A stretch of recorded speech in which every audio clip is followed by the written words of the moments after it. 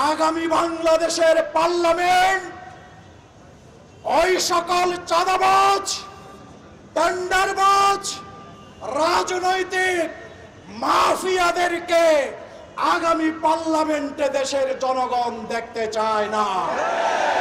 আগামী পার্লামেন্টে দেশপ্রেমিক ইসলামী চরিত্রে যাদের জীবন প্রতিষ্ঠিত, যারা মানুষের খেদমত করে ইতিমধ্যে জনগণের আস্থা অর্জন করেছে, সেই জামাত ইসলামীর প্রার্থীদেরকে পার্লামেন্টে এমপি হিসাবে দেখতে চায়।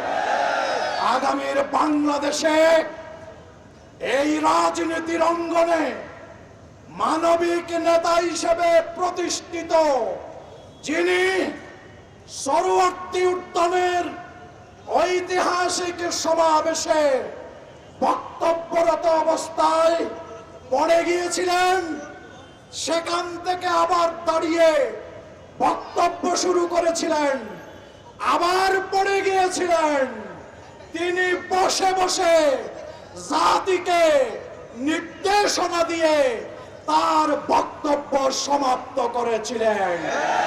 তিনি সেদিন ঘোষণা দিয়েছিলেন, স্বৈরাচার আরেকটি যুদ্ধ ঘোষণা করছি, সেই যুদ্ধ হচ্ছে দুর্নীতির বিরুদ্ধে।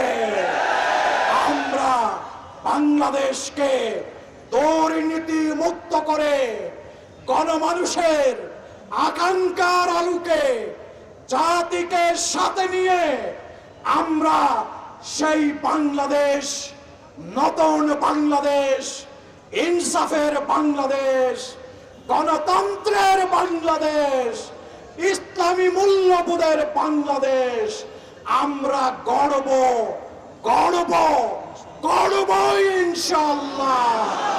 সংগ্রামী ভাই সব, এই চট্টলার মাটিতে যারা জুলাই আন্দোলনে জীবন দিয়েছেন, আহত হয়েছেন, আমরা চিরদিন এই চট্টগ্রামের সংগঠন তাদের পাশে থেকে তাদের সহযোগিতা করে যাব ইনশাআল্লাহ।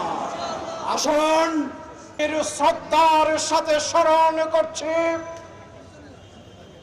জুলাইয়ের সেই সকল শহীদদের, যাদের তাজা রক্ত আজকের এই দিনে বাংলাদেশের জন্য দ্বিতীয় স্বাধীনতা এনে দিয়েছিল। আমরা মহান রবের কাছে আরোগ্য কামনা করছি।